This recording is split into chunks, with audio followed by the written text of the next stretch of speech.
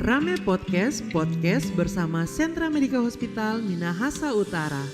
Dalam podcast ini kita akan membahas berbagai topik terkait dengan kesehatan dan juga informasi yang menarik seputar Sentra Medica Hospital Minahasa Utara.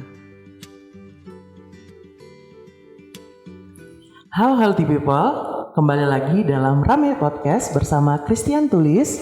Hari ini kita akan membahas satu tema tentang penyakit wasir.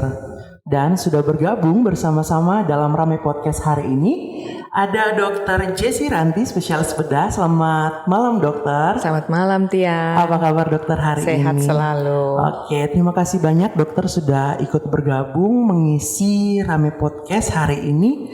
Tentunya kita akan membahas satu topik terkait dengan penyakit wasir. Oke. Ya, tentunya dokter ini yang menjadi dasar kenapa kita melaksanakan podcast hari ini. Kemarin juga kita sudah launching salah satu produk baru yang ada di Sentra Medica, tentunya bekerja sama dengan Vena Wasir Indonesia untuk pelayanan terkait dengan penyakit wasir yang nantinya tentunya akan kita bahas lebih dalam lagi bersama dengan Dr. Jessie. Siap. Oke dok, tanpa berlama-lama ini healthy people yang ada di rumah mungkin sudah sangat-sangat tertarik untuk pembahasan kita hari ini. Namun untuk membukanya dok, ada beberapa fakta dan ada beberapa mitos yang ada di masyarakat. Yaitu yang pertama, apakah betul dok makanan pedas dapat menyebabkan wasir? Atau yang kedua, duduk di lantai yang dingin dapat menjadi pemicu wasir. Sedangkan yang ketiga, mengkonsumsi makanan berserat dapat mencegah wasir. Tentunya untuk menjawab ini sekalian dok, pertanyaan yang pertama, apa itu penyakit wasir dan apa penyebabnya? Oke, jadi dijawab dulu mungkin apa itu wasir ya. Iya, dengan silakan apa? dok. Jadi wasir itu adalah penonjolan dari cabang-cabang arteri dan vena atau pembuluh darah yang ada di rektum. Rektum itu adalah bagian dari, ya kita bicara bahasa Indonesia mungkin bisa kena sedikit ya, bicara bahasa di pantat. Iya. Ya, karena kan wasir ya tidak ya di daerahnya di situ ya. Iya betul dok. Jadi ada penonjolan dari jaringan dan pembuluh darah di sekitar pantat.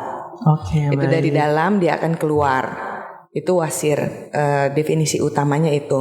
Baik dok. Kemudian yang menyebabkan wasir itu sebenarnya terjadi karena peningkatan tekanan dari dalam perut. Jadi karena salurannya satu, usus itu kan satu dari atas, dari tenggorokan terus sampai ke anus itu kan satu jalur. Iya betul dok. Apabila terjadi satu penekanan di satu bagian, maka kita akan mendapatkan penekanan di bagian yang lain juga. Nah, jadi kalau kita mengedan atau kita mengangkat berat atau kita batuk-batuk lama, jadi pasti akan ada penekanan di dalam perut.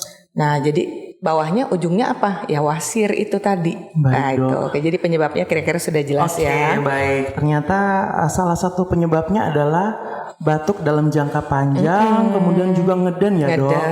Betul. Jadi berarti tadi makanan yang pedas, kemudian duduk di lantai yang dingin itu ternyata mitos ya dok. Mitos. Oke, Kalau baik. makanan pedas itu tidak menyebabkan wasir, cuma mungkin memperburuk wasir karena kan mungkin ada bagian-bagian biji cabenya itu ikut kan, pasti tidak tercerna dengan Iya, baik. betul, Pas dok. ada wasir akan terasa lebih sakit. Baik. Sedangkan yang ini dok, mengkonsumsi makanan yang berserat dapat mencegah wasir, apakah betul? Iya itu betul. Wah, itu bukan ternyata mitos itu fakta ya dok. Fakta itu. Oke baik dok, kita lanjut ke pertanyaan selanjutnya.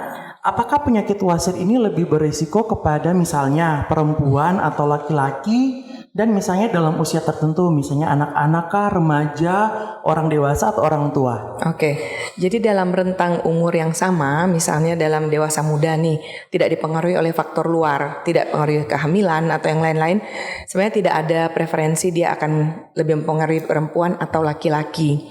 Tetapi pada perempuan, kapan dia meningkat resiko wasirnya? Apabila hamil, yang pertama. Oke. Kan otomatis tekanan dalam perut meningkat kan? Iya betul dok. Kemudian yang kedua, hormon-hormon kehamilan itu bisa menyebabkan terjadinya lambat pergerakan feses. Oke, baik. Jadi ya itu sudah double di situ ya faktor resikonya. Tapi kalau untuk laki-laki, perempuan perbedaannya sebenarnya tidak ada. Untuk Tidak ada. umur Oke, baik. semuanya bisa terkena resiko yang sama. Oke baik, ternyata semua umur bisa beresiko, tetapi memang pada perempuan yang sedang hamil risikonya double ya dok. Double, Iya, baik. Oke, selanjutnya dok, kira-kira bagaimana sih cara menyembuhkan wasir? Apakah misalnya ada, kalau di masyarakat biasanya ada pengobatan tradisional kah? Atau mungkin jalan keluarnya selalu tindakan medis misalnya seperti operasi? Oke. Kalau untuk menyembuhkan wasir sendiri, pertama-tama kita harusnya cegah. Jangan Baik. sampai kena dulu nih pertama-tama Oke. kan. Bagaimana mencegah wasir? Satu tadi makan makanan berserat. Baik. Hindari makanan-makanan yang cenderung menyebabkan kotoran menjadi keras. Jadi ada beberapa jenis buah, misalnya pisang, orang tertentu lancar. Iya, betul, Tapi pada betul. orang lain itu bisa menyebabkan sembelit malah. Oke. Kemudian roti. Jadi kita hindari dulu faktor-faktor penyebabnya, ada buah-buahan tertentu, banyak ragi atau gluten, kemudian kurang minum air putih, kurang olahraga. Itu yang kita harus kelola dulu pertama-tama.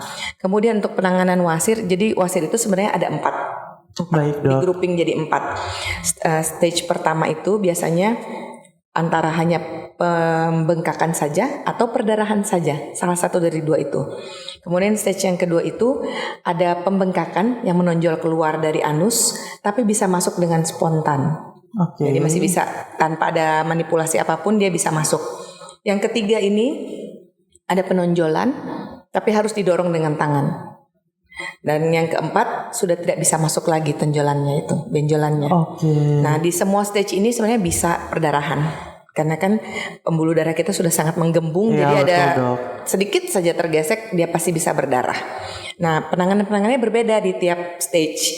Nah, yang pertama ini bisa ditangani biasanya dengan perubahan pola hidup, perubahan gaya makan. Nah, itu semua masih bisa di stage pertama. Jadi masih bisa dimodifikasi ya Masih dok? bisa jadi dengan modifikasi lifestyle ya. Oke, baiklah. Kemudian kalau untuk 2 dan 3 ini biasanya sudah mulai masuk ada obat-obatan di sini. Oke. Ada obat-obatan untuk yang bisa mengempeskan atau bisa sampai sudah harus operasi. Tapi ada stage-stage-nya juga. Yang keempat ini pasti sudah harus operasi lah, sudah ada tindakan medis ya untuk ini. Siap. Oke dok, selanjutnya kita mau bicara terkait dengan pelayanan yang ada di Sentra Iya. Medica nih, yang terbaru. Yang terbaru. Iya betul. Jadi untuk tindakan operasinya sudah tidak dilakukan secara konvensional atau hanya menggunakan alat-alat medis saja, tetapi sudah advance nih dok, sudah menggunakan laser. Iya. Nah kita mau berkenalan dulu nih sama si laser yang saat ini digunakan untuk mengobati penyakit wasir ini.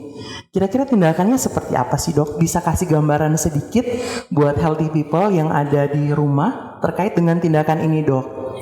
Jadi laser ini itu teknologi yang paling baru yang kita gunakan untuk menangani hemoroid atau ambeien.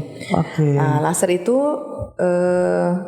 menggunakan energi panas yang dalam bentuk laser ya. Energi panas itu banyak Ya, bentuknya. betul. Bisa dalam bentuk listrik atau kauterisasi atau apa. Tapi ini laser ada gelombang-gelombangnya ya. Iya, Saya bukan ahli fisika jadi saya kurang bisa menjelaskan di sini. Iya betul dok. Jadi ada gelombang tertentu yang digunakan sehingga dia bisa mengempeskan yang penonjolan itu tadi.